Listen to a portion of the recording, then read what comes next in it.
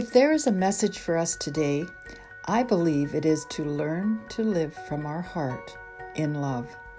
These short lessons, hopefully, will help to inspire you to live with purpose, love passionately, and inspire others. We are the change agent our world needs. I'm Helen Toews.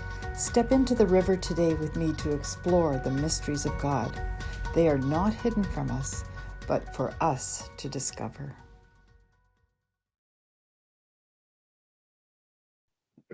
Okay, well, research is indicating that human emotions and consciousness encode information into the geomagnetic field, and this encoded information is distributed globally.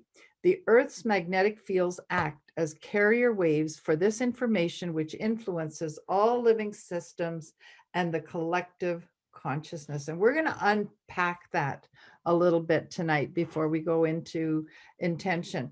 You're probably going to say, some of this is a review, but it's worthwhile putting it together so we can get into some of the meat of what intention really does. Scientists have done experiments with the very substance we are made from that show that when our heart and brain are in coherence, when we set our intention from our heart, then we see and feel the intention with an elevated emotion, releasing gratitude. The answer is drawn to us, and we can actually change matter. We can cure disease in our bodies. We can change the weather patterns. We can live longer. And you know the list because we did that when we did the session on heart-brain coherence. The scientists concluded that human emotion produces effects which defy conventional laws of physics. Why do we say that you have to be able to hold a person in your heart to be effective when you pray?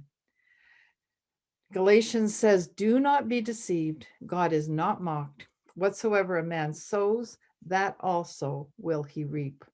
The scientists concluded that human emotion produces effects which defy all conventional laws of physics. Oh, well, if you hold something or someone in your heart, your intent will create in the physical world. And I've got a testimony for you tonight. Your intent can make you omnipresent, imaging from your heart, holding it in love without your judgment or ego involved, in compassion and with gratitude. This gives God all he needs to bring it to pass. So let's expand on this. We'll just take that all apart a bit. We live in a multidimensional universe. We used to think it was only space and there's nothing there. I love this picture because we are so significant yet so small in the whole matter here. Now we are learning that science is saying that it is not empty, but it is a conscious field. 1944, this field was called a divine matrix. Other terms were the field, the quantum hologram, nature's mind. Stephen Hawking called it the mind of God. I believe we can call it the mind of Christ. For who has known the mind of the Lord that he may instruct him? But we have the mind of Christ, for 1 Corinthians 2:16. We are the most important creation of Elohim, the three in one. His breath is in all of his creation, but only mankind was made in his image. We are made in his image with his name, his nature, authority, and power encoded in us. And if you want to expand on that, just revisit the God Code. We did that, and it's on the River 474 website. Jesus prayed that they all may be one as you, Father, are in me, I am in you, and that they also may be one in us, that all the world may believe that you sent me. That's such a profound statement. We are all one in him. I am is in us. We are in them. We are all I am. And I really would like to direct you to part 1 of Kim Whitman's class that we did a few weeks ago. And part 2 of this is coming in January, and it's on the river. But she does a wonderful job of unpacking I am. Being human is the most important gift that we have. If you're living now, there has not been a bigger fight for our sovereignties. We are not just human. We are the expression of I am here on earth. In Philippians 2:7, it says, but he emptied himself, taking the form of a servant, being made in human likeness. Rather, he made himself nothing by taking the very nature of a servant, being made in human likeness. Instead, he gave up his divine privileges. He took the humble position of a slave and was born as a human being. When he appeared in human form, and when he appeared in human form, he was still fully God, fully human. Christ had a mandate. It says in John 16, I came from the Father into the world, but I am leaving the world and returning to the Father. We actually do the same thing. We have come from the Father into the world. And just like Jesus, we have a mandate to be as he said, because he said in John 10, behold, I have given you authority to tread on snakes and scorpions and over all the power of the enemy. Nothing will harm you. We have the power to be as Christ. And he healed the sick, raised the dead, fed the masses. He walked through crowds who wanted to kill him. And Jesus gave them this answer. Truly, truly, I tell you, the Son can do nothing by himself. He can only do what he sees his Father doing, because whatever the Father does, the Son also does. Here is our love made perfect. As he is, so are we in this world. The power of intention puts all these truths together. Our thinking is what stands in our way. Proverbs says, for as a man thinketh in his heart, so is he. And I've included this saying by Thomas Wilson. I don't even know who he is, but I just saw the wisdom in it. He says, he that will not command his thoughts will soon lose the command of his actions. Our thoughts are really, really important. Our thoughts guide what we do, what we say, where we go. Intention is a modality of prayer. We have been praying at all times for God to do what he has ordained for us to do. We are his authority on the earth. We give him instructions all the time when we pray from a list. We pray, God, please do this. Do this, please. We have a responsibility to do what he did and not expect him to do what we have been commissioned and commanded to do. We learned that by establishing heart-brain coherence, by setting our heart and thoughts into a place of peace, compassion, gratitude, we not only activate our brain to release benefits to our health and well-being, but we connect with the core resonance of the earth at 0.1 hertz. We learned heart-brain coherence in the very simple matter of touching the place of our heart, breathing slowly, and to remembering and holding in our heart compassion, peace, joy in these. And I'm just going to refer you back to that lesson if you need to review it. It is probably the number one and most important thing that we learn in meditation, in setting our hearts right. Heart-brain coherence establishes us in that place of love. It establishes us to this place where there is no distance in the spirit. When we are in that heart space of love and compassion and gratitude, that's exactly where the Lord wants us, as one with him, because he's love. Remember, we looked at this edited, this biblical text, and then the edited from the Aramaic.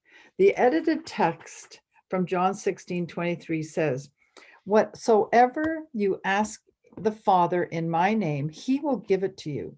Hitherto ye have asked nothing in my name. Ask and you'll receive, that your joy will be made full. I think we can all say that by heart. But in the unedited that we have now in the original Aramaic, it really says because they took out all of the information that says how you do it. They sanitized it and took out all of the important things so that we were able to ask and receive. He says, all things that you ask straightly, directly from inside my name, you will be given. So far, you haven't done this. We did a whole teaching on what it means to stand inside Yod He Vav He, inside his name. And it says, ask without hidden motive and be surrounded by your answer. Be enveloped by your desire, that your gladness be made full. That gives us a lot of how-tos to that biblical task of asking and you'll receive. So what does it mean to have a hidden motive? We know that in him we live and move and have our being because he is love. Love from our heart does not judge or operate from our ego.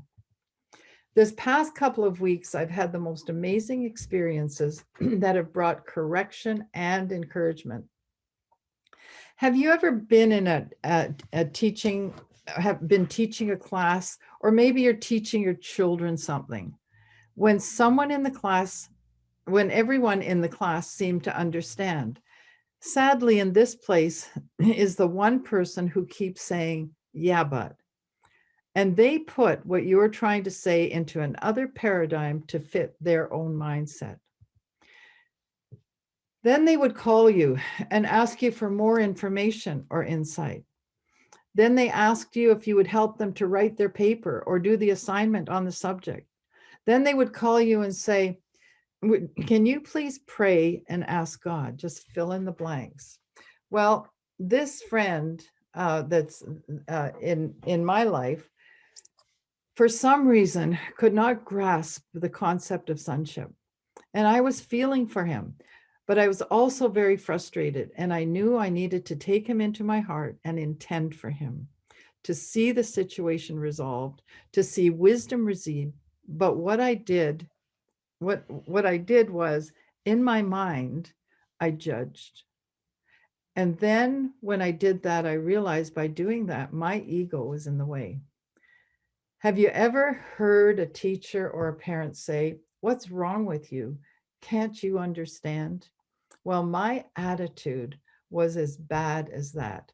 Now, I didn't say that, and I didn't come against this person, but it was in my heart. Okay, I'm going to go back to that. When I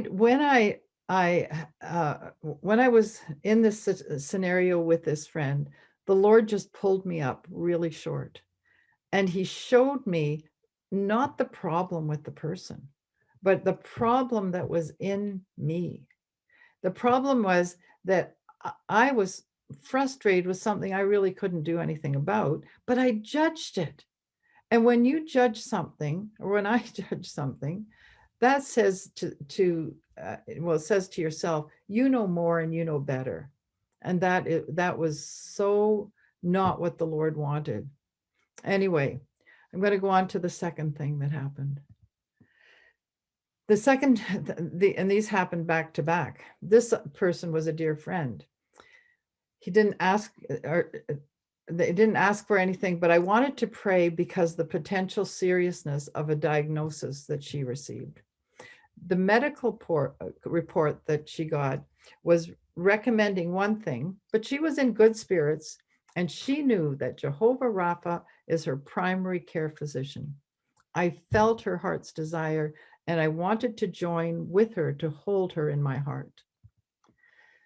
The lesson wasn't about that there was any urgency to pray, the Lord was showing me another area where I had a religious mindset. I understood that we're one. We've just looked at the scripture on that. God, we're in him, he's in us, we're one in him. I understand that we are quantumly connected and that my friend is in me and I'm in her and we're in the Father. What I had twisted was an old paradigm that I thought and have said, if she is sick, then I'm sick because we have one. See, I always thought that there was a correlation and there was an importance for me to realize that we're in this together. But at the thought level of that lie, Father said, stop. And he said, do you not believe your own mind movie? Oops, I've just lost the page here. Sorry. Oops.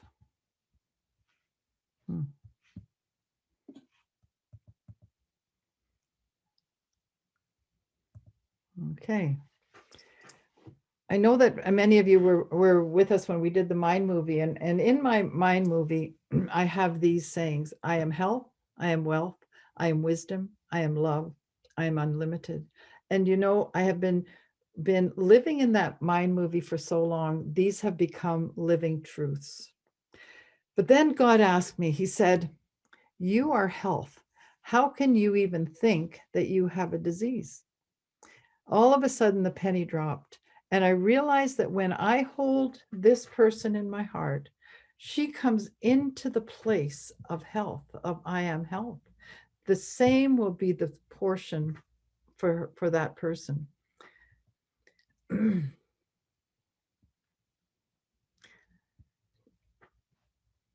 These two situations were on God's heart to show me my problem. My ego, my judgment was a problem at times. I needed to understand the creative process needs my full attention, and I need to be in his love, not judging, and no ego. After that night, I was so changed. I could smile and feel lighthearted and can hold intentions with more joy and gratitude. The very power of creation. When I let go of me, I was better for any situation to come along. The lesson from that night started at 3 a.m. and it lasted for hours. I learned that change takes time and it needs to be done with purpose and giving him your full attention and be willing to change. I thought I understood this 5 years ago when I first started teaching it. I'm grateful for his grace and mercy, and that growing up is really learning to walk with his hand in mine, sometimes on the road less traveled.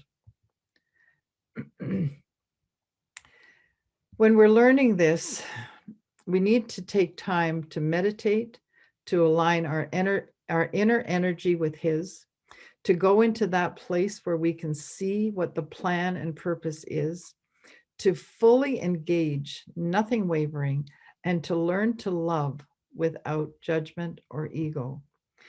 Then we will say as Christ, I only do what I see my Father do. Then we truly become surrounded by the answer. We stop trying to figure out the process and live from the answer. In that place, we can, as the Old English says, our gladness is full, but it's our gratefulness becoming our state of being. So how do you form an intention? The first thing is you have to imagine it, see it, feel it, image the end result of what you're believing for. And I would say write it out in the present tense because faith is now. For instance, here's an example. Our intention is that the name is for healing is immediately and completely healed of, you can name it, that he will regain full expression of his bodily function, able to sleep peacefully. See, that was very specific. So when you are bringing an intention, it's important that you're specific so you actually know what you're believing for. And realize that you're praying from the place of the answer, not the problem. If you're praying for something that is, a little larger than you, for world peace, and we do, but if you're praying for something like crime in your city, measurable effects are the best. And what we're learning is that, for instance, if you're praying for crime in your city, pray for it to be reduced by 50%, 15%. Choose where you can see the answer. If you start praying for things like world peace, for instance, that's not really a measurable effect, a measurable effect, and it's very difficult to hold the reality of that. We can talk about that when this is finished. In Habakkuk 2, this is really the best scripture to give understanding what intention really is. Then the Lord answered me and said, write the vision and make it plain on tablets. So we're to write the intention down, that he may run who reads it. So you need it. If you're going to run with something, it's got to be really clear. And then it says, for the vision, for what you're intending is yet for an appointed time, but at the end it will speak. It will not lie. Though it tarries, wait for it, because it will surely come. It will not tarry. See, that's God's part. The vision or the intention might seem like it takes time, but you know what the Lord is saying? There's an appointed time for everything. And he is the one that's working this out.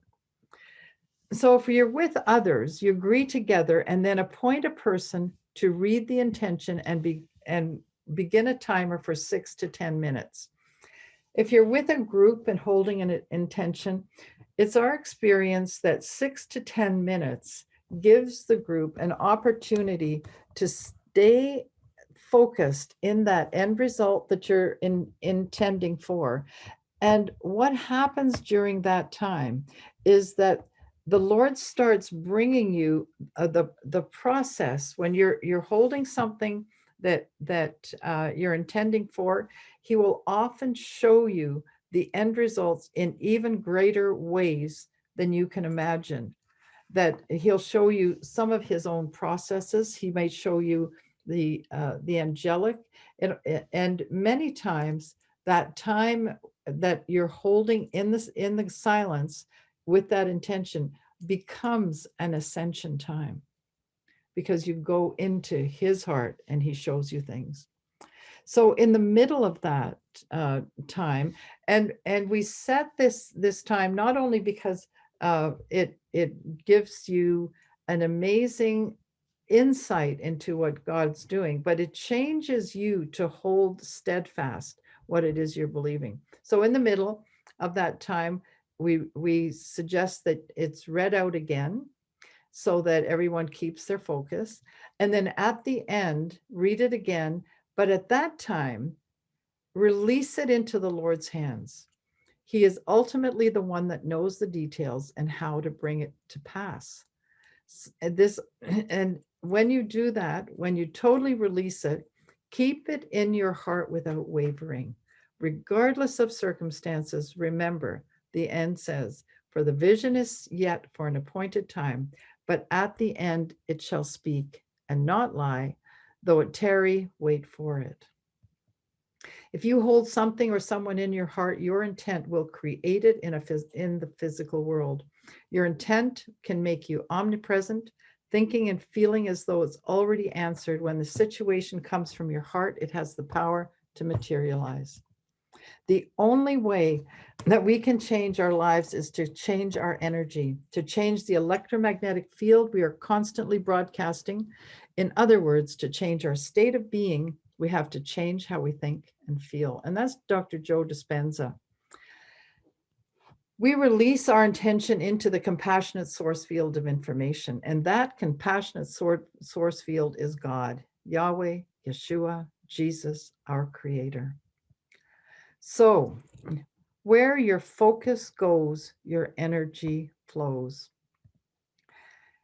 When you realize that all creation has been created, and it has been created with absolutely everything that you need to in your life, your health, wealth, wisdom, love, new job, marriage, new home, you fill in the blanks.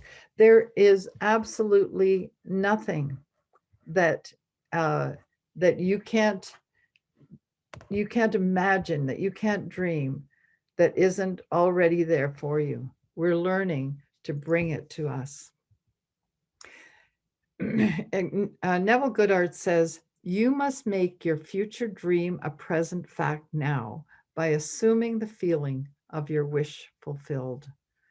And that's what we do when we send out an intention from our hearts. We release that and we see health, whatever it is that you need for your body. I'm just using this one example.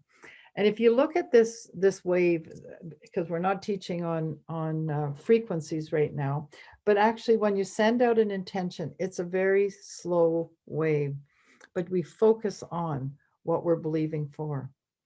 When we do that and we hold the intention, like in a group for 6 to 10 minutes, then, excuse me, we focus on the health and the feeling. How do you feel when you're healthy? How do you feel? Are there any limitations? If you're in a wheelchair, can you see yourself up and walking? If you're bedridden, can you feel what it feels like? And when you generate that elevated emotion, now whether you're doing it for yourself or whether you're doing it for another person, it actually has a frequency that is a creative one, and is a whole lot different in its frequency. I'm being redundant, but it has you're generating more energy. I think that's the best way to put it. When we open our hearts and intentions to the feeling of love, compassion, and gratitude, that energy carries frequency, and frequency carries information that will affect the nature of the reality that is in our thought. When you release this, in this case it's health, when you are feeling the elevated emotion, you will start feeling like you're living in the answer, not the problem. And this is where the place where the wave becomes a particle, where actually there's a transference of power, if as it were, where it actually takes place. From this place, when you express gratitude, when you release the intention for God to fulfill it, that gratitude is the energetic state of having already manifested what you're believing for. This is a way of praying. It is not giving Yahweh a God do list. You position yourself in prayer. You stand in Him, Yod He Vav He.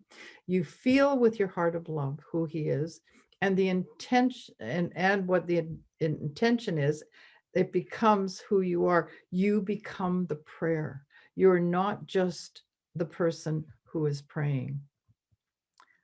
This will require practice and intent. It's a lifestyle that's lived from the inside out. We can train ourselves to capture our thoughts. Choose only to think on the things that you see as the answer of your desire. When you do that, it becomes a house that you live in. And I'm using this analogy because once you start thinking the way that that God thinks, that you are unlimited and everything is possible, when that becomes your focused and your first line of defense, you're going to find yourself feeling like you're in a place like and the expressions to me are like in Psalms, where it says, Lord, you are our dwelling place throughout all generations. Lord, through all the generations, you have been our home. The word translated dwelling place is the original Hebrew language, means refuge or shelter from danger or hardship or habitation. If your thoughts are with him, you're always in a safe place. Because you've made the Lord your dwelling place, the Most High, who is my refuge, no evil will be allowed to befall you, no plague come near your tent. 91, Psalm 91, you are my hiding place. when you come to that place in your heart where your heart is established, it's like moving in to that place where he lives and you live together. Our feelings matter. Our hearts are the strongest generator of electromagnetic field in the body, up to 5,000 times stronger than the brain. Our heart is our heart is actually up to 5,000 times stronger than the brain. The physical world, we know it, is made of this. If we can change this, we can literally change the stuff that we and our world is made of. The human heart is created to do both in relation to the emotions. James says, faith without works is dead. Well, the work that we are to do is to line our hearts with God's heart. It's not doing stuff to help God along. God is love, and all who live in love live in God, and God lives in them. 1 John 4 speaks of God's loving nature. Love is not merely an attribute of God. It is a part of his very makeup. God is not merely loving. At his core, he is love. God alone loves in the completeness and perfection of love. Love comes from God. Love is God. So we learn to pray with intention. We need to learn to pray from the answer instead of praying for the answer. When we pray for something or someone, we're actually positioning ourselves as though we don't have it and we need somebody to fix it or supply it, etc. When we pray from the answer, then when we release it to God, who works out all the details, he says, it won't tarry, it won't be long. We remember the Joe Dispenza story. It's probably the most stellar example. He was in a triathlon and he was hit by a car, actually a van. In the hospital, his doctors told him that he was going to need the Harrington rod in therapy or operation in his spine, and actually, if they did that, he would not have a normal life at all. So he as a chiropractor decided not to go with that surgery against all doctors' orders. He said, the power that created my body can heal my body. He knew the power of our minds cooperating with the goal to be whole. So 3 to 4 hours a day, he saw himself healed and his vertebrae intact. And he would spend hours seeing, going from the top or the bottom. He was a chiropractor, so he knew what it looked like when it was whole and healthy. And he visualized this. He saw the end result. This was like praying from the answer. In 10 weeks, Joe's back was healed. He was working in his chiropractic practice and training again. And his story is on YouTube. It's the most stellar story of actually taking an intention and seeing it happen and we're saying it's the same as praying from the answer rather than for the problem. Joe's intention was to be restored. He didn't allow his mind to go any other place but that healing. When he went off the mark, he began to visualize the place where he was believing to be. That is the work of faith. That is praying from the answer. This is a testimony that just happened recently, and it's quite spectacular.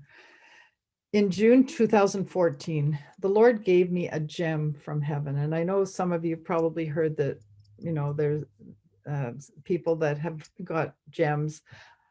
I had only heard about it until it actually happened, and it took my breath away, actually. I had that gem put in a ring setting to wear. I had 2 different jewelers examine it, and both times they said it's too perfect. And when gems come from heaven, 100% of the time when they're tested, the jewelers will say it's too perfect. They don't have a grid on it. As a matter of fact, one of the jewelers took it for a second time and said, we think that the Russians have the technology to be able to cut it this perfect.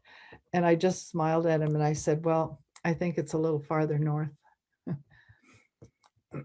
About a month ago, we went to the cottage with Eddie to do a couple of last minute things before winter set in. It was a full day outing, and it was it was very cold. That the day after, I realized my ring was missing. It had been cold, and the only thing I could think of is that it fell off as it was very loose on my finger. I searched everywhere in the logical places at home. I was never careless with it, and it had regular places to go when I took it off. I always did the same thing.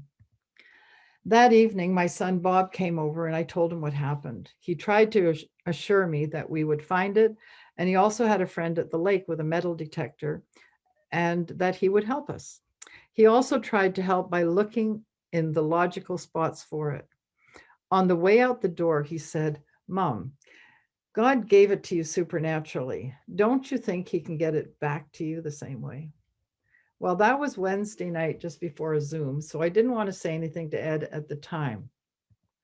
The next morning I told Ed, and he went and looked in all the places that it could have been, as well as pocket, purse, bags, etc. And that night I was getting ready for bed, and it really struck me what Bob had said. I looked at myself in the mirror, I looked at my finger, and in my heart, I received it. I saw it, I felt it there. This is a true story. Quite an amazing feeling. As I lay down on the bed, I turned toward my dresser. It was there. It would have been and it's shown in this picture. I have this ring stand my uncle made for me out of wood, and it would have been impossible for 3 people to miss it, and looking for 2 days. I can't tell you, the gratitude was beyond. And it was also the most surreal feeling that I've ever had to have that appear like that. Intention brings the quantum, the unseen, into our reality. And all I know is we have so much to learn. So I'm going to stop that share. That was probably, this is a good place to end, but it's probably one of the most outstanding instant, not manifestations of a miracle that I could share with you. How are you doing over there? From Kathy. Yeah. I don't mind if you undo your Zoom.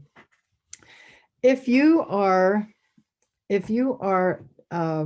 planning or want to start an intention group, I'm really happy to help you. I actually have a document that I will send you that will help you to put that in place. But what I'm learning, it's not but, I think doing that is an amazing thing to do. What I'm learning is the first place we're learning about intentions is learning about our own hearts, learning about our own mindsets, learning about how our processes in our thinking are so important. I was really pulled up short when the Lord, with those 2 situations where one, I was judging somebody, and honestly, I thought I was way past that, but clearly I wasn't. And when I was still in my own mind, I still had some religious thought processes, like the one I shared, that if, if I'm holding you in my heart and you're sick, then I'm sick because you're sick. But that is a lie, because we need to understand that we are health. We are I am. If you get that right for you, then you've moved into a place you can bring anything to that place, because that's where you bring the change, right? It's not even about the illnesses. It's all about being one in the Lord, in him, because we're in him. There's no sickness there. Now, I didn't take it to that level. I was still in with my ego. And now that whole thing has changed, so that I see the miraculous. I see the possibilities. I see that really nothing is impossible, and we are unlimited, and there is nothing we need to be afraid of. So we can hold whatever it is in our hearts. And it's probably the most exciting place to be at all. I mean, we are so important as human beings to God, to be made in his image, to be completely, we have everything we need. We have absolutely everything we need. So when we send out our intention for a situation, it's real, and it really does create. It really completely creates what wasn't there. If we're, it doesn't matter what we're believing for. We are unlimited in it. Kathy, you're unplugged. Yeah. Yeah, Alicia has a question. She referring to the story you told about the heavenly gem. She asked if you visualized the gem. Like, did you ask for it? And she's just commenting she's been wanting a heavenly gem. So, Oh, that's a fun story, actually. Ed and I were 2 years before that. I'll tell you how it happened. We were in Coeur d'Alene, Idaho, at a conference, and at that place, it was the church where, I don't know if you've seen The River of God, the film The River of God, and they talk about the farmer who received all the gems that came into his field. They were like 50-carat gems. And when we were at this conference, I had the opportunity to talk to the pastor, and she and I were talking about the miraculous and that kind of things, and she told me about the gems, and she asked me, did I want to see one, because she had it in her purse, because when all that was happening, and these gems were falling in the farmer's field, I'm talking about dozens falling at different times, people started coming from all over to this farmer and wanted to see what's going on. And they had to shut it down. They had to totally not, it became private. Anyway, I said, yes, I would love to see that. And she said, please don't let anyone see that, or they'll have all these people come. And I said, I promise. So she gave me a 50-carat gem, if you can imagine, like this one here. I don't know if you can see it, but I wore it tonight because I'm telling the story. Anyway, I'm holding this gem, and what I did was I put my other hand over it, and a 50-carat gem is almost, I don't even have a thing to describe it, a big marble anyway. And I'm holding it, and I just said, Lord, I'm receiving all of what you do for others. Like I would love this experience. When I lifted my hand off the gem started on fire, and I said, what's going on here? And all she said was, you know how to honor God. And I'm going, oh, like, so I'm wrecked, right? You're just wrecked. And I'm holding this 50-carat gem.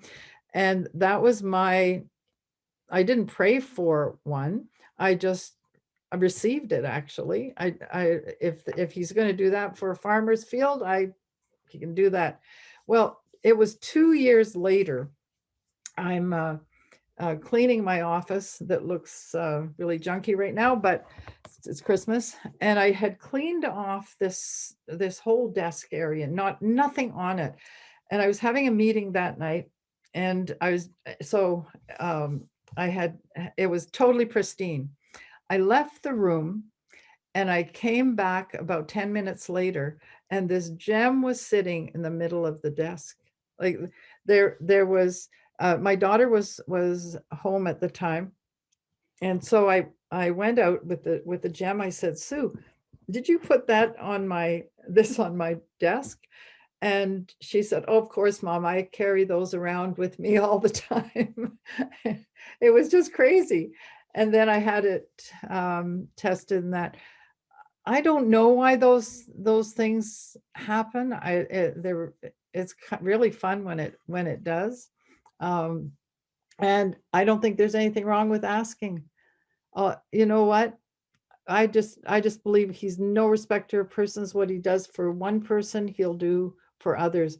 The meeting we were at actually was one with Ian Clayton and Mario's, like the whole team was there. Justin, Janie, everybody was there. And a woman had come up and brought this bag of gems.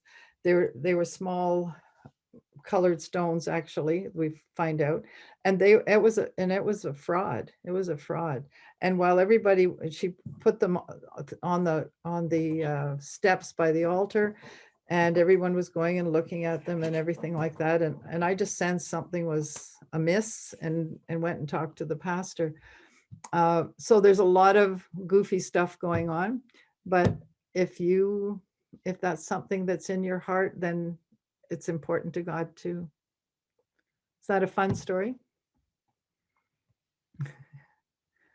All right.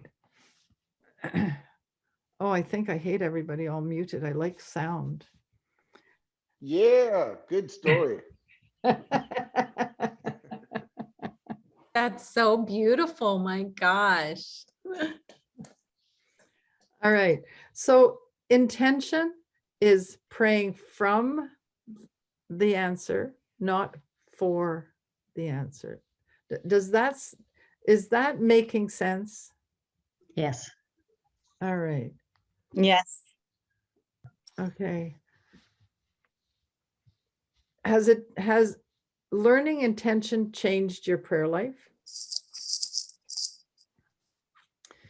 Gigi. Yes. It's changed my prayer life. I don't even pray anymore. I'm with Gina. I really don't, because I've come to understand that if I'm praying for something, I'm already in unbelief about it because I don't have it. So I'm praying for it, right? So I'm already in this spot of, well, I really need this, or I really would like that, or blah, blah, or this person needs this thing. I've already declared in my heart that I don't have it. I'm already in this really not good space of unbelief.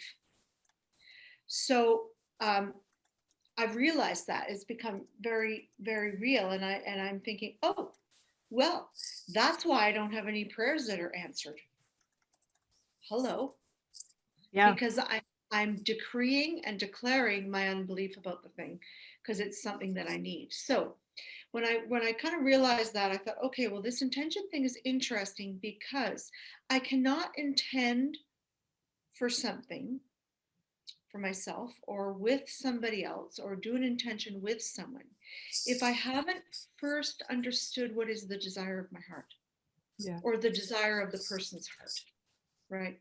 So it's not a thing like, oh, I'm going to just say I want this, or, oh, I'd like a gem, or, whatever, or I need healing or something, because it's something that I've just needed. I must go to the Father first. And I love that you said, I only do what I see my Father in heaven doing. That was Jesus's MO. That was his thing that he prerequisite to doing anything in the earth. Yeah.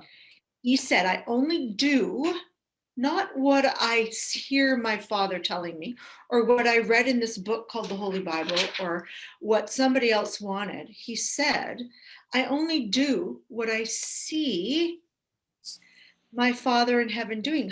How then do I see what my Father in heaven is doing? I see it with the eyes of my heart. I see it with the imagination, which is Christ, of what it is I'm believing for. So what is the intention of my heart? What is the thing that God has put in my heart? I will give you the desires of your heart. That does not mean I'll give you whatever you want. It means I put in your heart the desires. So it is my then responsibility to say, I'm going to go into my heart. I'm going to go into the kingdom. I'm going to go into an ascension. I'm going to go into my place of belief and see what the Father is saying about this thing. Yeah. Not hear what the Father is saying about the thing. Not, randomly say, I think this is what he said. This is what I'm going to pray for because I think this is the answer. Yeah. I'm going to see what the Father is saying about this particular prayer request, whatever intention that I'm bringing into the heart of God. So that whole idea really changed how I pray, how I intend, how I come and hold something in my heart, because it has to be, first of all, held in the heart of the Father. And if I'm one with the Father, then I better get on board. Yeah. Right? I think those are really, really amazing, amazing points. And I know you, so I want to get to the next part of that as being when you know something, when you're visualizing what you're believing for, one of the most important things that we're finding, and I know you and I've had this conversation, is moving into that place so that when you see it, you feel it. And that's where the reality comes in, that it's not, it isn't real until you actually appropriate it. When you appropriate it, you can see, say you're believing for a new job. Well, if you set your heart to that new job and wherever it is, then you see yourself at the job. You see yourself being congratulated for the work you're doing. You actually are in this mind movie of it happening, rather than it being a request that God is supposed to do for you. You step into the place and release it to him, then he brings that to happen. That and it's a backwards way of doing it. But you know what it does? It gives us the place where we're supposed to be, which is responsible. We have a responsibility. We're not, God isn't our heavenly butler, as we used to say, where we, we have this list and we say, God, this is what I want, and expect him to get it for us. Well, he expects us to cooperate with his creativity. It says Jesus went into the mountain to pray. He went into that place with the Lord to see what it is that his Father was doing. We have been conditioned so much to pray for and give God the list, where it takes time and responsibility to see the answer. What are you really believing for? Where is your heart in this? And your heart is in a place where your emotions and your feelings and your care and all that is in conjunction with what you're believing for. Am I making sense? I know I know that I'm just jumping off of what you just said, Gina, because that's important. Yeah. Yeah. I think the responsibility issue is the biggest thing here. because we have come from a place, I believe, that where we would just sort of, oh, this is what I need, this is what I want, this is, like you said, the to-do list for God. Here's what I want you to do. Well, I think he's done everything he's going to do. Yeah. Like Jesus said on the cross, it is finished. I'm done. I'm leaving. And I'm giving you all authority to go do greater things than I've ever done. I'm done. I'm going to sit at the right hand of the Father. Yeah. See ya. Yeah. Right? Like, and now here we are. But don't worry. I'm sending you the Holy Spirit, the comforter, the guide, the thing. He'll bring you into all the truth and all is well. Right? So we just think, oh yeah, well, I just want Jesus to come and fix this and that and blah, blah, blah. And I get all that, but we got to chew on the meat now. Yeah. We've got to take in the responsibility of who we are, what we're called to, whose we are, what power we have, what we're standing in, who he has made us to be. Hey, if we're in him and and he's in us, then that means we have a job that we can do. We are here for such a time as this. Yeah. So we stand in who we are. Yeah. If we don't know who we are, just go back to praying. I think Jacqueline has a I question. hear you. Okay. Thanks, Gina. Yeah, Jacqueline. Hi, thank you so much, Helen. I'm almost embarrassed to ask this because I know you have covered this, but I'm going to ask you to sort of hold our hand through the process. So we've been doing a lot with intentional prayer because of you, and it's been great. It's been really, really great. But where I struggle, for example, let's give an example where there's someone with a tumor. Yeah. And so I'm hearing someone say that you're not asking for, you don't want to acknowledge the problem, but somehow you need to imagine or intend that, say it's dissolving. So there's that stage where you're intending that it's dissolving and you visualize that it's gone and you feel like you're well, and then you end up with gratitude and you've handed it over to the Lord, to him, and it's done. And then time passes and there's a scan, and the scan is executed and the tumor shows as still being there, or the person's still feeling symptoms. So can you just coach, on a very elementary level? Yeah. How did, thank you. Yeah, no, and excellent comments, excellent question, and it is a really important thing to talk about. I'm going to use, just recently, like over the last 6 months, one of the in our group, and I've actually shared this before, but I'm going to use it because it's so outstanding to have a testimony in it, and that will cover the points that you're talking about. Our friend's son was diagnosed with COVID, and he was put into the hospital, and he was put on a respirator. As a group, we intended for him to be completely free of this disease, of this. We did not ignore the fact at any level, or that this wasn't very serious. But what we did was, in our intention, the intention was for his complete healing, and we didn't know what that entailed, like what that was going to happen to him in the hospital. We didn't know any of it, but we did know the healer. And so what we did was we set our minds on the end result, which was him healed, which was him not on a respirator, that he's out of the hospital, that he has health. Okay. And so when you do that, you're not ignoring the fact that he was diagnosed with COVID, or that this was what they wanted for him.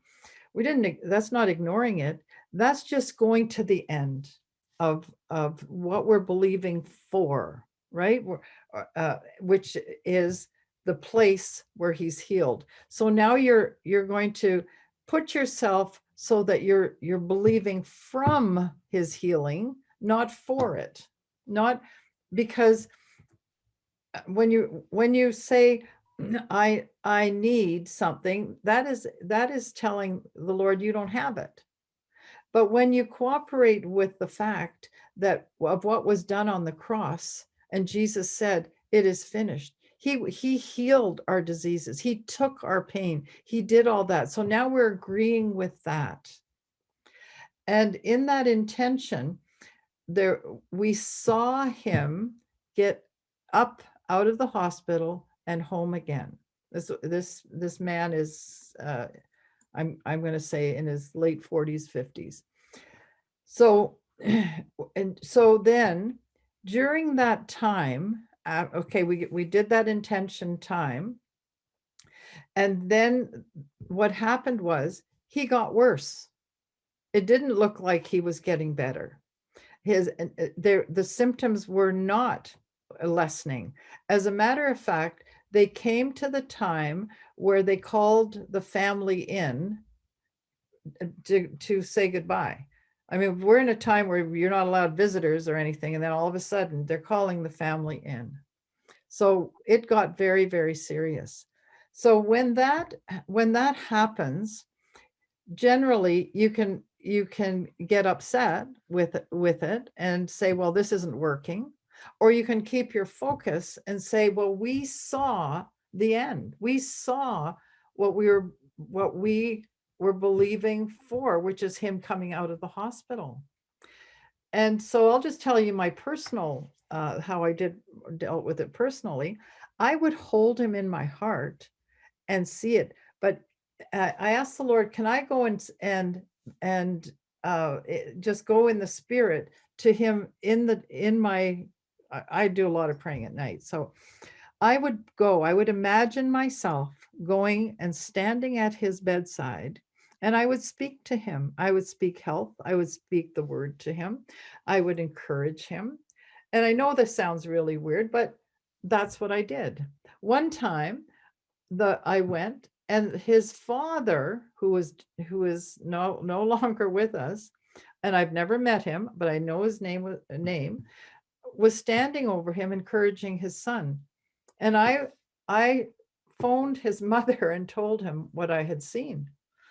Anyway, time went on, and we are now talking weeks and weeks of standing and holding his health and seeing him. You have a lot of time to be discouraged, but do you know he took a turn for the better?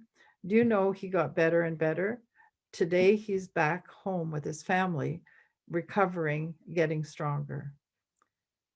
So the process is the same, whatever you're seeing, because when you release it to God, it says the vision, it will not tarry. But our job is to hold the vision, hold it in, and I know we're holding it in our imagination, but that's the most powerful thing we can do, is to hold the answer, not the problem. Is that helping at all? Are you there, Yes, Jack? it is. Yes. Yes, it is. Thank you. And I'd Um, heard that before. It's just amazingly hard to apply it sometimes. But yes, thank you. Yeah, You're yeah. absolutely right, of course. Yeah, no, it is hard. It is hard. And you know, because we have lived in another way. We have lived giving God his to-do list. I have been in church all my life, and prayer meetings, and I was part of the intercessors and the prophetic roundtables and all those kind of things for years and years and years. And we always prayed for God to do certain things. And if he didn't do it in a timely fashion, we brought our list back to him and we reminded him that this needed doing. And so now when we're learning our responsibility to pray from the answer, because that's like praying from the truth of the cross, right? The truth that that of what Jesus did for us. There wasn't the work of the cross, the shedding of his blood, is a complete work. And we sometimes forget that. So what this does is it trains us up to remember what he did and say, yes, thank you, and be grateful for that. So now you put your focus where the power is. And where that actually is our reality. And is it hard? You betcha. It is. It is. It's a whole shift of a mindset. We have a question from Yolanda, then a couple of chat questions, and then Gina has her Okay. hand up here. Okay. Yolanda? Hi, Helen. Hi, Ed. Hi. It's been a while. I have a couple of testimonies, actually. One is that here in Melbourne, in Victoria, the Premier has been trying to get a bill passed for him to have total control over, it's draconian, what he's doing. And so people have been rising up and really protesting, but peacefully, you know. Anyway, a friend of mine, and a few friends of mine were taking part in these protests. And I was asked if I could pray because they were getting word that the left, or whichever side, left, right, whatever, were going to infiltrate this group and cause a problem.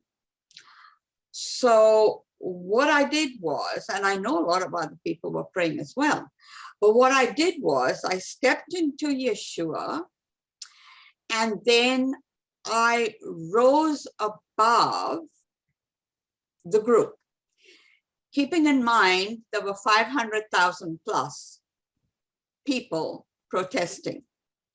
Wow. So I was hovering above this whole thing that was happening. And what I kept doing was I created a bubble over this whole group. And it kept expanding as more and more people came. But what I did was, within the bubble, I was just focusing on love, on grace, and peace, right? And I also said that whoever had a hidden agenda could not enter this bubble, right? Mm-hmm. Mm-hmm. Later, I found out from this friend, there were some people who just were kicked out. They were not violently, they just had to leave because they didn't have the right heart. And there was not a single act of violence or anything. In fact, it was full love. It was full gratitude. It was full of that. It was amazing. For 500,000 plus, nothing. It was awesome. Now, but what's happened since then is that we've seen a huge battle happening in the heavens over what is happening over here. And we still think, I mean, the bill has passed from the lower house and the upper house, but there's still a question mark because the governor has to now sign off on it. So we are really holding that in our hearts that it will not pass. This bill will not pass because then he's holding the whole state to ransom. Every single one of us, whether we are jabbed or jab free. So the situation over here is still very fluid, but we are all seeing that, and you're talking about intention, so I'll use your language, that the intention for this will not pass. It will just go away, right? With no changes, no modifications, no nothing. Because we don't want it hanging around, okay? Right. That's one. The other one is a friend who has been treated for cancer for quite a while. And then I got a message saying that she's in hospital with a blockage and that she has to go into surgery. So we were asked to pray. So what I got the group to do, we all surrounded her and saw that growth, that obstruction, just dissolving and vanishing. And we did that for quite a while. We just held her and did it for quite a while. Well, the next day, because she was supposed to be in surgery later that day, but the next day I got a message to say that the obstruction had dissolved and that she was able to eat and go. That, you know what, I that is such a great testimony. That is so good. Thank you for sharing that and good for you for standing your ground. Good for you for going above the situation, and literally you're dropping love bombs. Your love, your gratitude, you're seeing that it's done as actually the creative power that we're talking about. We should be more surprised if something doesn't happen than if it does, you know? Yeah. And really, that to live in that is outstanding. And you know, there's a YouTube video that actually totally illustrates it, and it's I can put it on the River 474 sorry, I'll put it on the Facebook.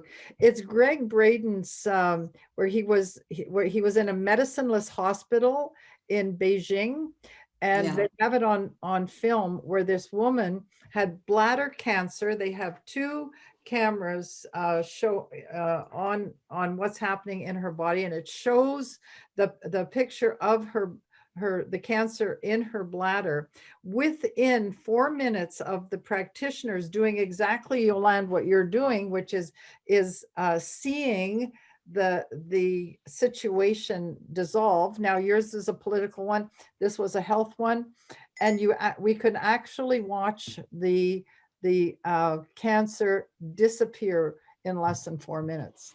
It's not the intention and gratitude and seeing something done is a power we haven't tapped into.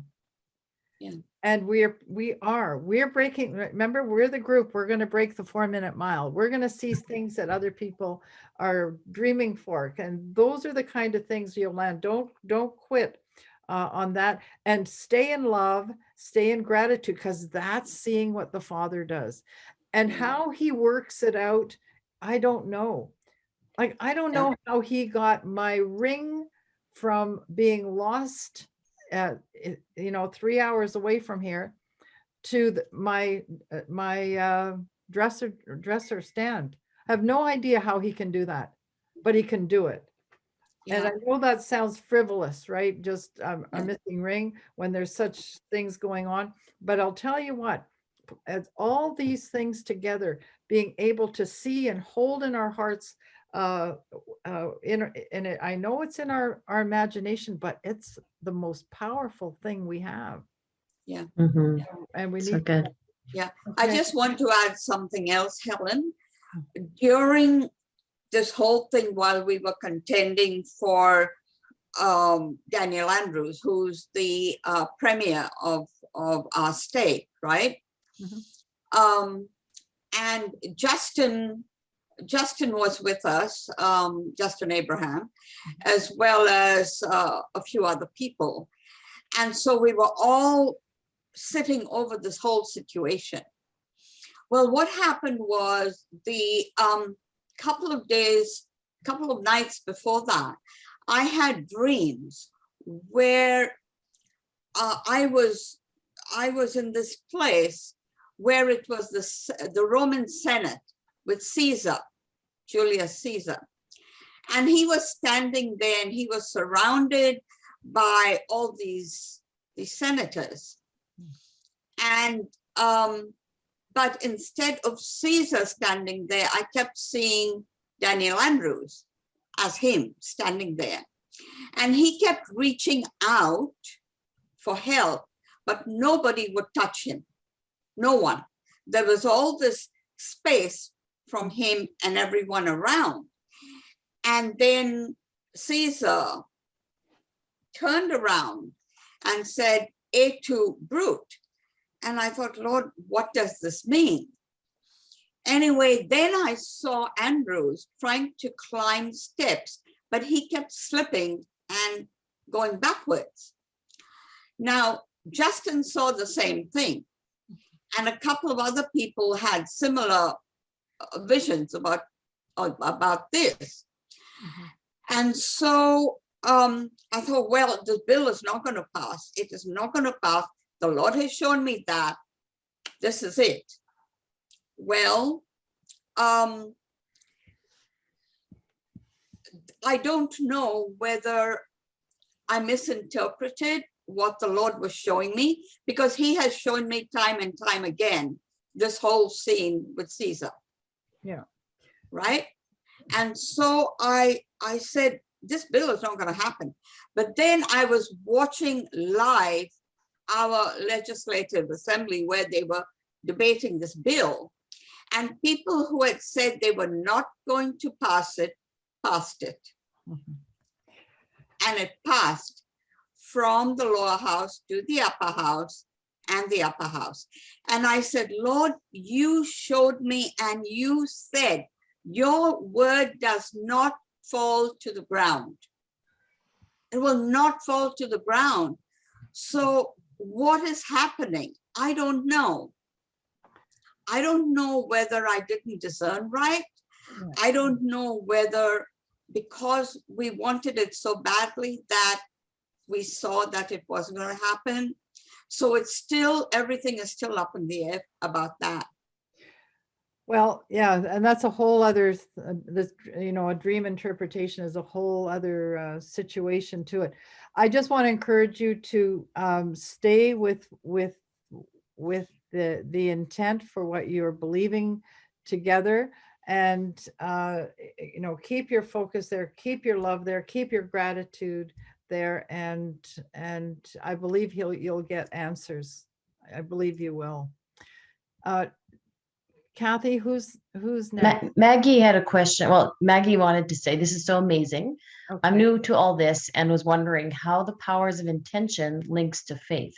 Is it one and the same?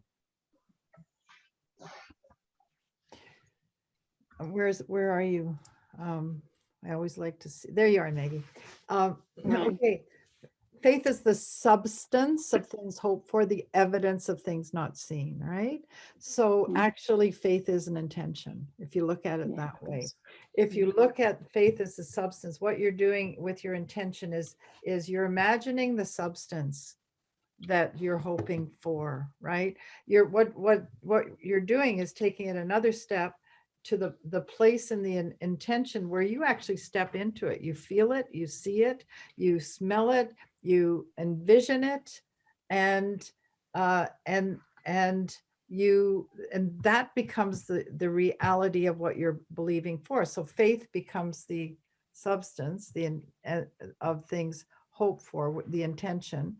Now, what happens when you do that is that you release that to God, and he creates with you there. He creates it and makes it happen.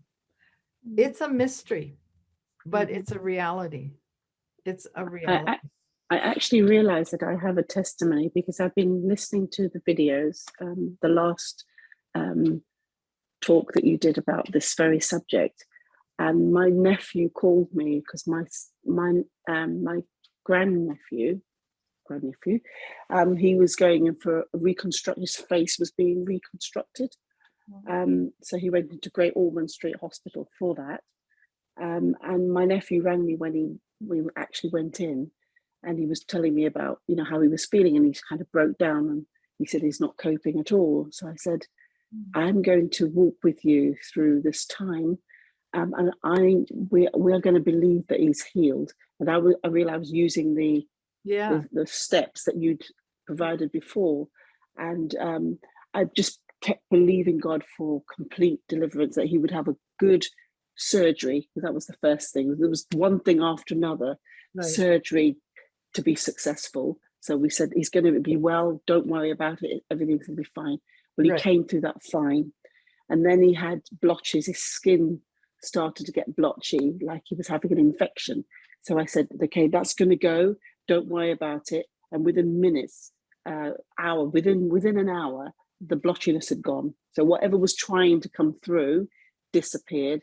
And then the next thing, it was one stage after another, that he's going to take him a week just to get out of bed, just to kind of recover. Well, the next day he was up and about, he was walking. Everyone was shocked. The doctors were shocked. How did this child become so recovered so quickly?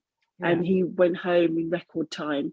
And I do believe that was because of the power of intention, of actually believing God and seeing and praying from the position of what we wanted to see God to do.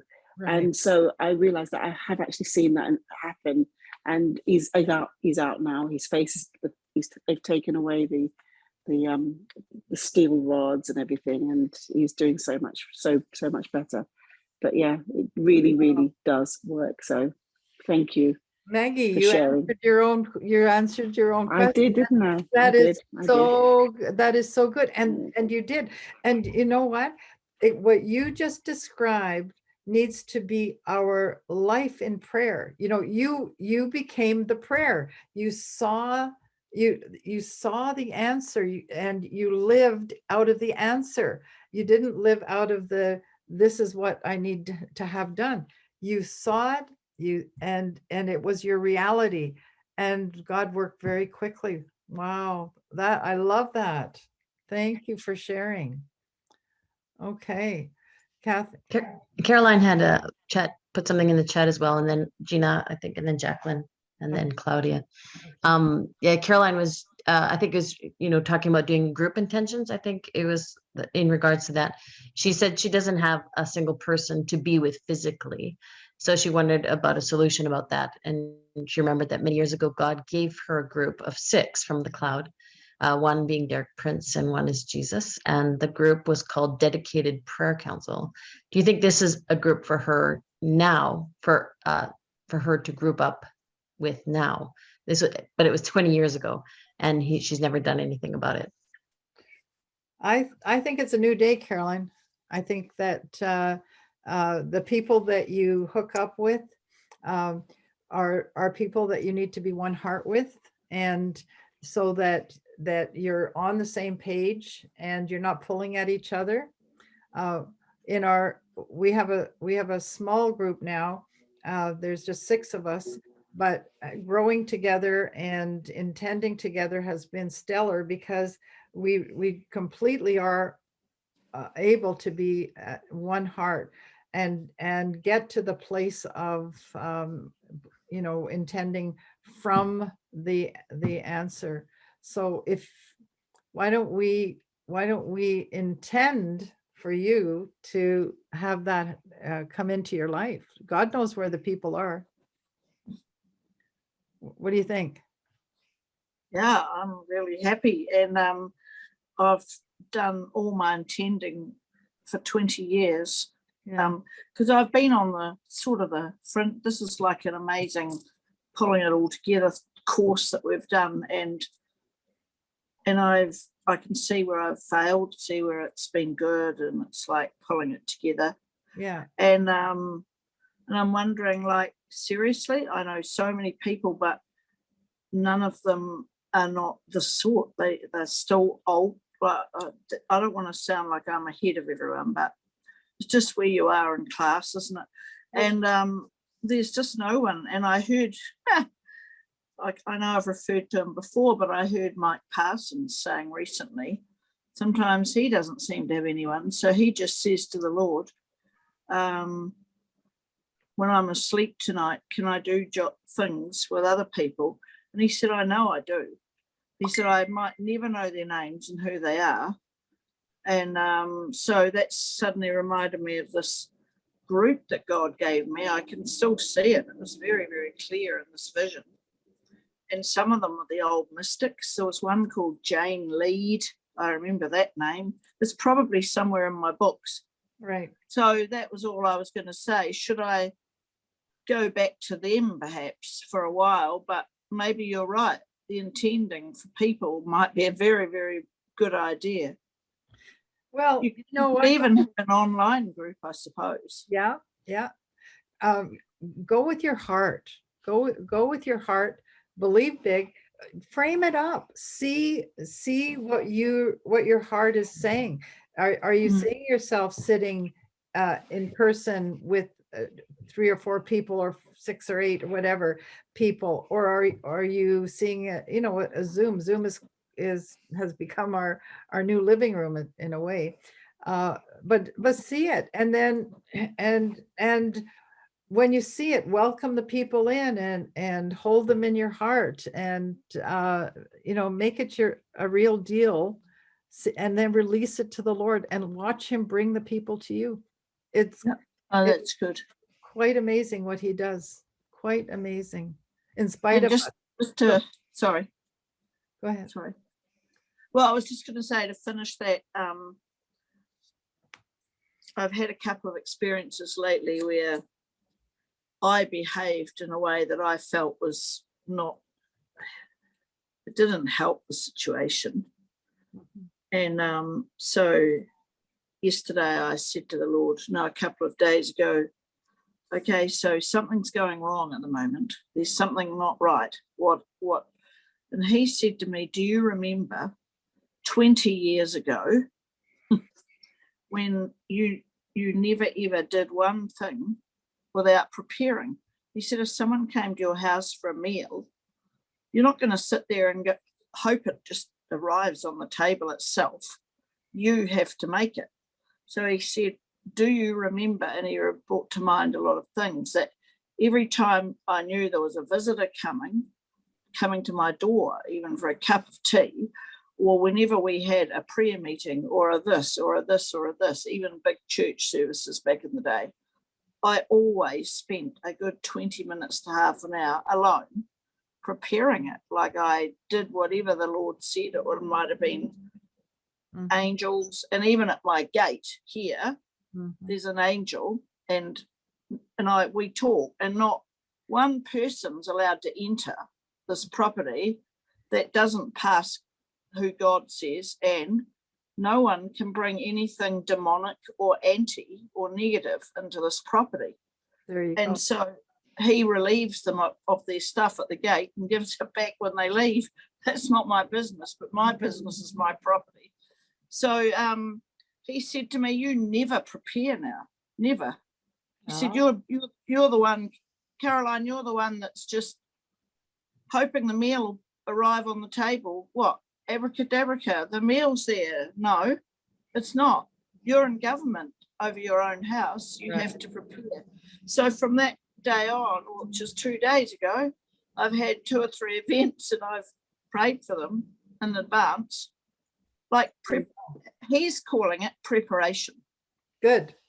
So what you're talking about now, what we're all doing, is actually preparation in many ways.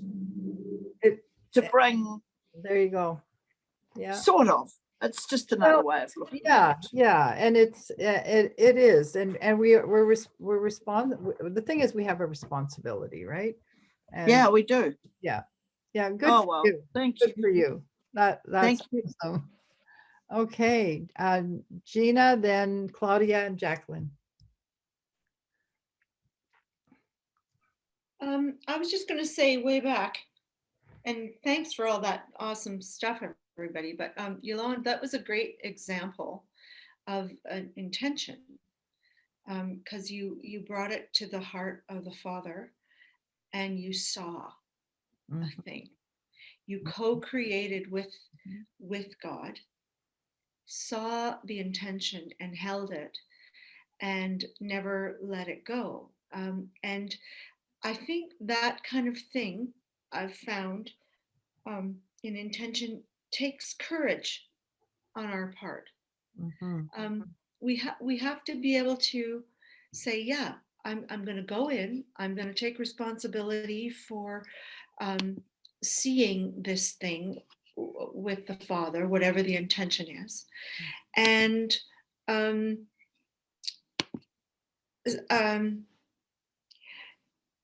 seeing the thing, and then holding that in your heart and keeping it there as your prayer intention.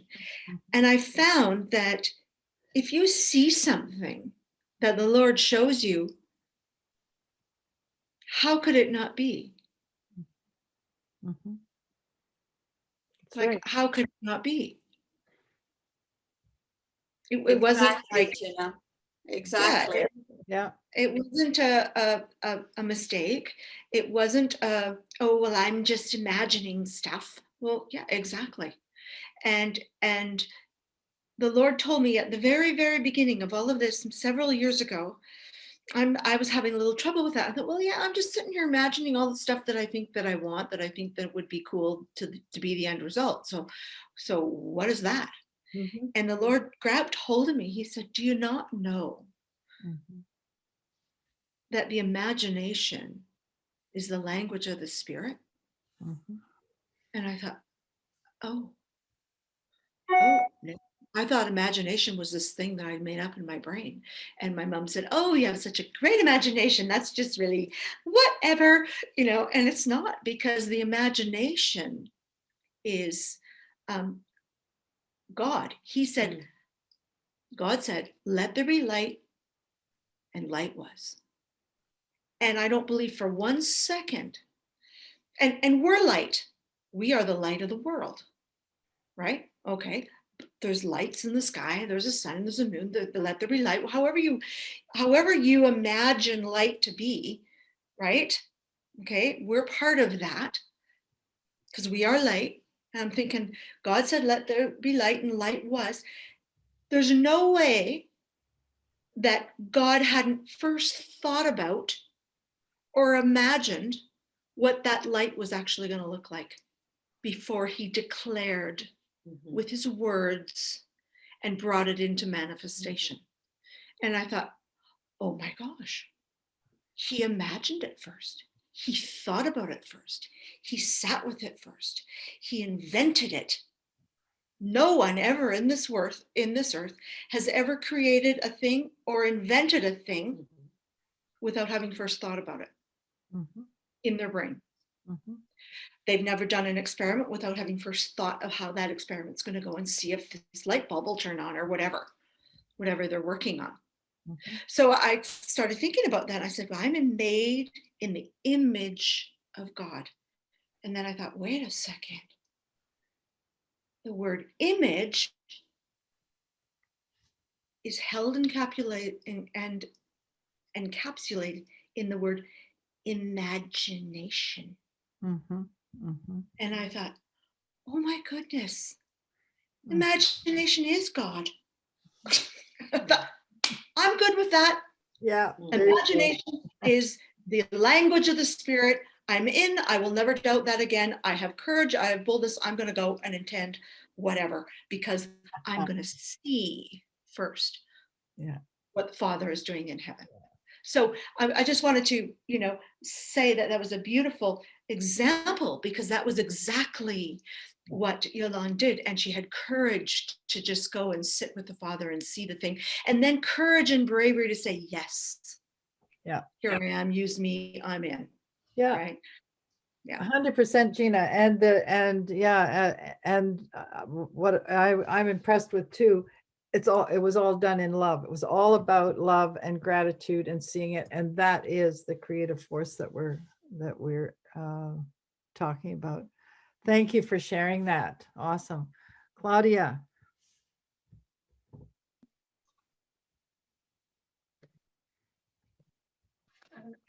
Thank you, Helen, so much. You rocked my prayer life. That's what I can say for sure. With introducing the power of intention. So I thank you so much for that. I just wanted to clarify one thing. When you create the intention and as a group, when you're holding it together and then you release it, then you go about your day or days, then you don't pray anymore, right? You just hold that image, that final result that you see. That's what you hold in your heart, right? Is that what it is? Completely. That becomes our reality. It becomes, that is the house we move into. That is the real deal. And so like I think it was Jacqueline said, that it's difficult when you are holding something for and particularly health issues, and it doesn't look like you're imagining it, but don't let it get off the fact of what you're believing for, especially when it's totally in line with what was done on the cross. Like keep your energy there, keep your creative power there, keep your gratitude and your love in that place, and know that the vision is for an appointed time. Like God is working on that on your behalf, and unless you have another intention alongside, but in that time, just allow your emotions to feel like it's happened, to feel like it's done. It feels like a little bit of play acting or something, doesn't it? But it is actually what brings us our reality. Mm-hmm. Yeah, that's great. And just one more thing, it's this because I feel this prayer, it's more of my prayer, or if I would have like a group to pray with. But if you are somewhere out and people ask you, can you just pray now for something, right? It's I'm not sure how to kind of apply this prayer, in the group of people that are not speaking the same language or singing the same song. Well, that's right. And that's where it's difficult, right? Because, and you just said it, in your statement, you said they want to pray for something. And you're saying, well, what if we pray from the answer? What is it that you're believing for? You see, there's a responsibility that is put on the person then to have their heart settled in that place of the answer. It's not just throwing it out there for something and hoping it sticks. We need to engage with our heart and see it done, see the reality of it. That's the creative power. But it takes time. That takes time. And that's why when you're with a group, you give it time to engage your imagination in the intention. It is, if you are intending with others, intend with people who understand that it has to be intending from the answer, not praying for the situation. Yeah. Awesome. The results are well, it's the secret sauce. It really. Mm-hmm. Okay. That's where the gratitude comes in, right? Yeah. Like when we've done the intention, we're holding it in our hearts, no matter what we're seeing, like on the outward manifestation, if it's not absolutely there yet. It is this time of great thanks, and gratitude for what is going on. We don't have the answer for how it's going to be. It's not within our vernacular. We don't, it's not about what we do. We don't bring the result. Holy Spirit brings the result. God does the thing. But as we remain in the frequency of gratitude, that's when it can carry on. If we let it go and think, oh, it didn't work. It's not, how come? Well, the time is not yet. It will not tarry. It is going to come whenever it is. But so at that point, I keep thinking, gratitude. Thank you, God, that you are doing that. This thing is already done. I feel it. I know it. It's there. How could I go back on that? I already saw it. You already said it. So thank you. Thank you. Thank you. You're in gratitude at all the time. That's really good, Gina. That, you know what, that is the key. When you create and that is so good. That's just really so good. When you create the intention so that what you're believing for, when you begin to feel grateful for it, that is the power. That's a signal to you that it's happening. Like, it's happening. Because sometimes we just hope that something's going to happen. But when you move into it and say, and you know what it feels like. Let's say somebody's in a wheelchair and hasn't walked for years, but you see him walking. When you see that person get up out of the wheelchair and you start feeling how exciting it would feel for that to actually happen, and you start imagining, you start seeing him take his first few steps, you see him, maybe you end up seeing his running. Imagine how you would feel. And it's that feeling, when you're surrounded by that feeling, that you can ask anything and it's done. That's what we're learning. But we need to be involved, and we need to be in love. We need to be in gratitude. We need to be who he is. And yeah, never forget that, the gratitude component. That's very good. Awesome. Jacqueline. Thank you. Hi. And I don't mean to be dwelling on this, but I just, to give a concrete example for just one last ounce of advice. So in our intention group, there has been one case that we have been intending for. And this is where maybe we need to revise our method. I don't know. But it is a very ongoing case. It has to do with a brain injury, or not a brain injury, a sudden event that created an event in the brain. So the recovery has been, very slow, and all along the way, it's very exciting. We've been praying for aspects of the healing, like, that the blood pressure would reach a certain level, it would not reach a certain level, and then eventually that happened, or the surgery this particular surgery would be allowed, etc. Step by step.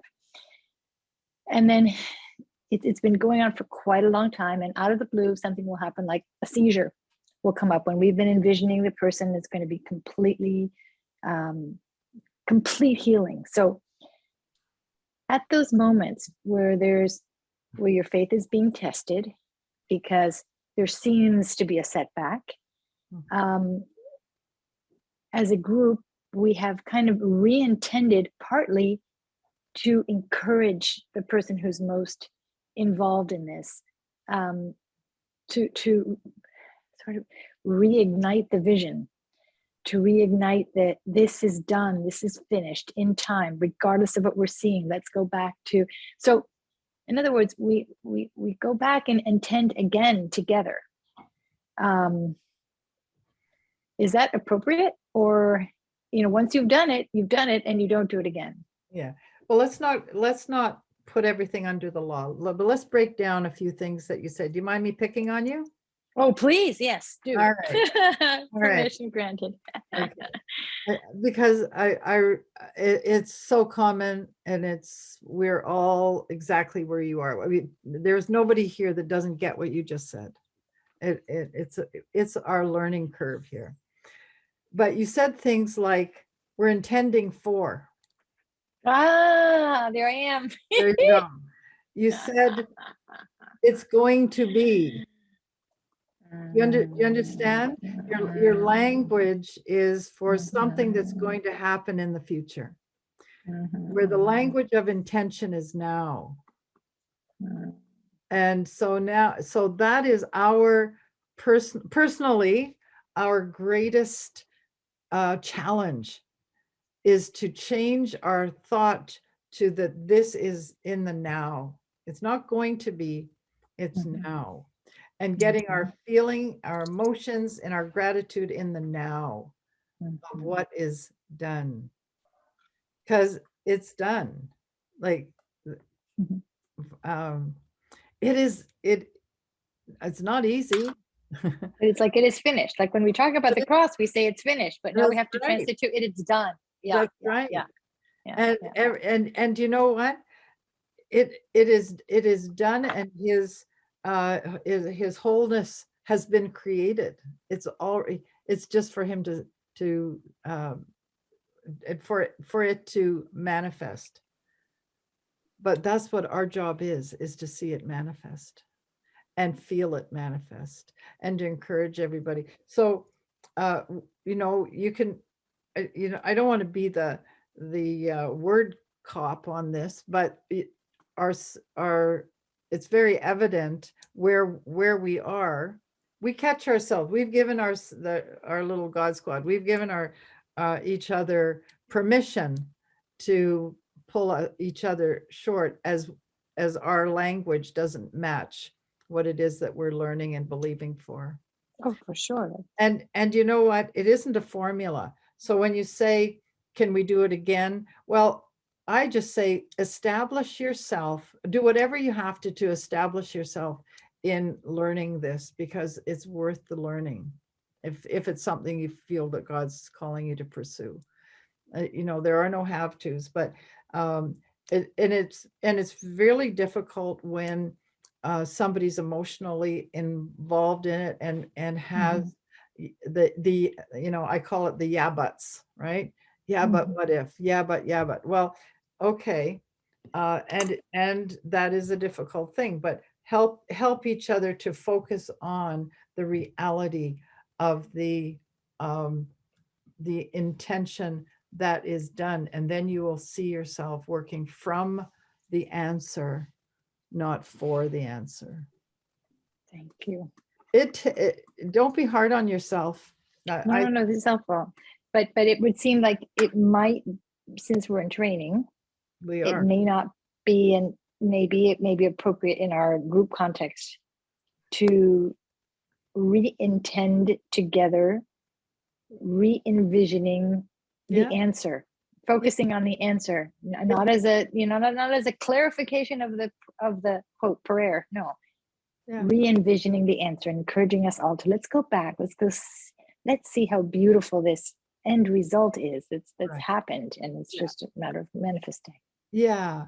And encourage each other to flesh that out, but like a stage play, right? How are you going to feel when you see him arise? How are you going to see when you're sitting across the table at breakfast? How are you going to, I don't know the scenario, so how how's that feel?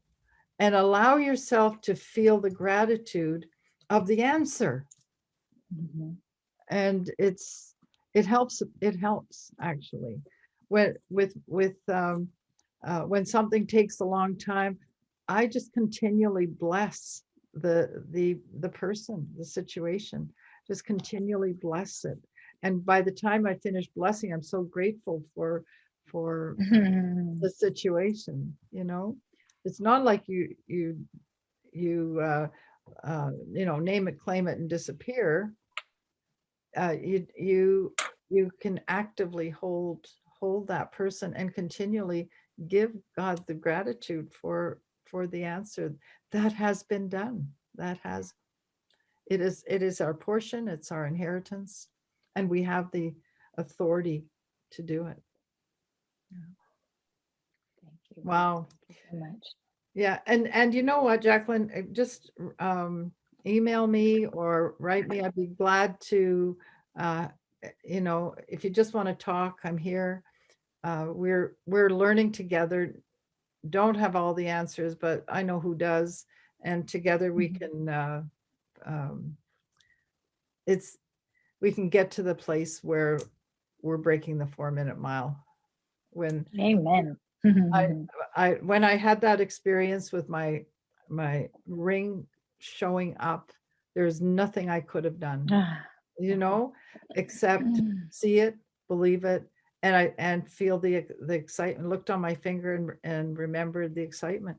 I know that sounds really, it's not a life, it's not a life or death situation, but when the miraculous happens, it just is so encouraging to know that when you release something to God, that he does what you can't do. And that's what he does in every situation, whether it's a restoration of a finger, like Ed experienced his finger, you know, off, and it was down to the second knuckle, and then seeing a restoration. Well, we can't do that, and we don't pray. You pray from that answer of seeing it restored. Just don't quit. Don't quit. No, we won't. Okay. And I'm here for you. Thank you. Before Darshant has a question, Maggie wanted to show us a picture of her nephew. She's going to hold it up to the screen. So if you all want to move to the speaker view, then when she shows it up, you should, Maggie, you'll have to unmute and say something, and then it gets to the speaker view. Okay, can you actually see that? Oh my gosh. Wow. Yes, we can. And then I'm going to show you another one now where he's had it taken away. So this is him now that. Wow. Oh my gosh. I just wanted to show you that because that was the journey that we were on. So it was absolutely incredible. Yes, thank you again. Well, thank God. And thank you for sharing. I love the step-by-step testimony like that. Yeah. That's taking bite-sized pieces and just following through. Good for you. Good for and I you. actually understand what the other lady was saying, because it wasn't a one-time prayer, because I was journeying with him. Yeah. So I had to keep reiterating, and just because I believed, I could see the end, I believed that he was going to be healed. So I was just encouraging him, it's fine, he's going to be healed, don't worry about it.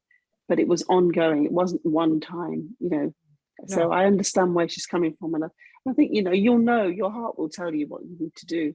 If someone's crying, then you will obviously support them and say, and just reiterate, won't you, what you've said before. But to God be the glory. Yeah, Maggie, that is awesome. Thank you. That's really inspiring, and what a miracle. Absolutely. Wow. Okay. Thank you. Darshan, you're muted.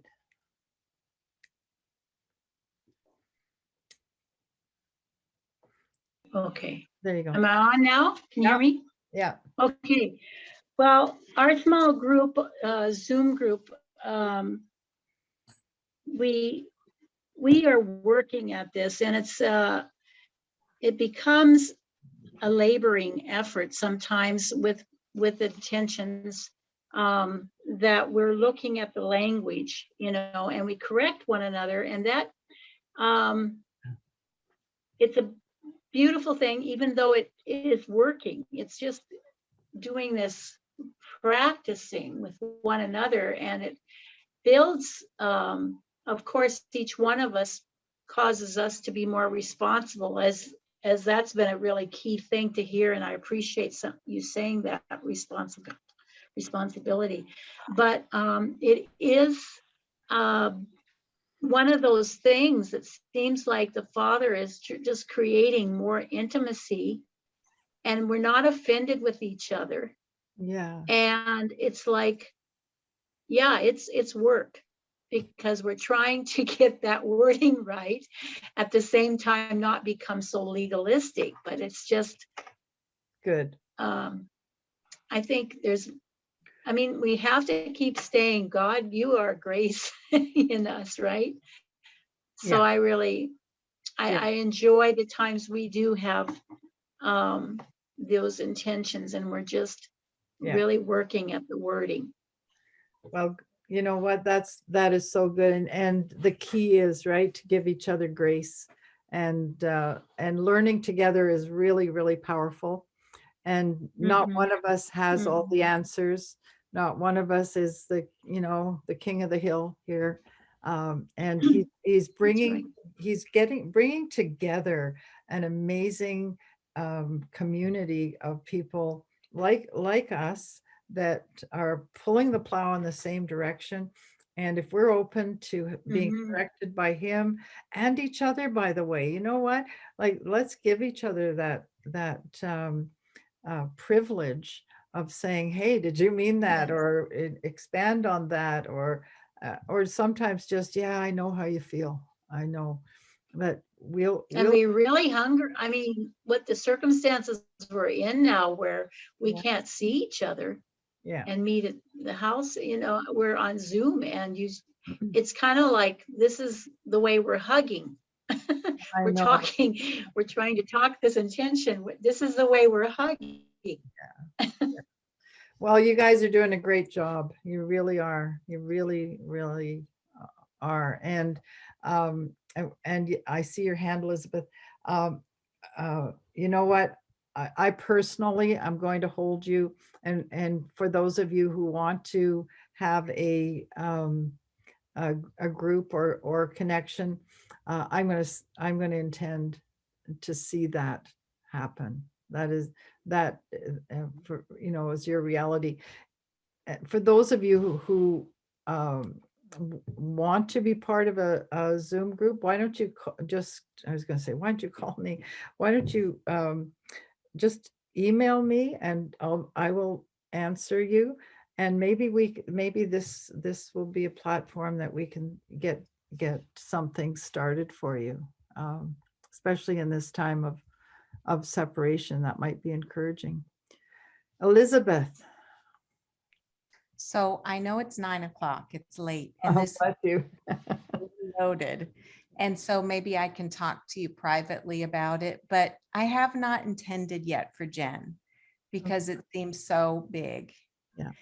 And I also, like, I've heard and I believe, you know, there's agreements that we make before we come here. And I know in some ways she's teaching us things that, you know, we wouldn't learn otherwise. And so I just have a lot of mixed feelings about it. Of course, I would love the fullness. And so maybe we can talk privately, but. You know what? I'd love to talk to you about it. There's a lot of things that you just said that we can unpack, and I believe I hear your heart on it. And so let's make a date. Let's email, and we'll just have a Zoom time together. How's that? That's great. Thank you. I'd be happy to do that with you. I've seen her so when first time I've seen you together was with Heart of the Bride, and so you've been tucked in my heart since then. Thank you. All right. Yeah. Okay. Well, everybody, we are going to now take a break until the new year, and I'm going to post. I'm going to send out an email to those of you who are on this call to let you know what we're doing in the new year. I have a sense about the new year that it is actually really exciting. All those twos coming up, you know, is a doubling of things, and we're going to start with Kim Whitman on January 5th, and she's going to do part 2 of I Am. How many were blessed by her first one? I've had so many people, and we actually are doing a project together we're pretty excited about, and I said, you've just got to come back and do part 2, because we call it coffee time, and we've been sharing some things, and I said, just put it together.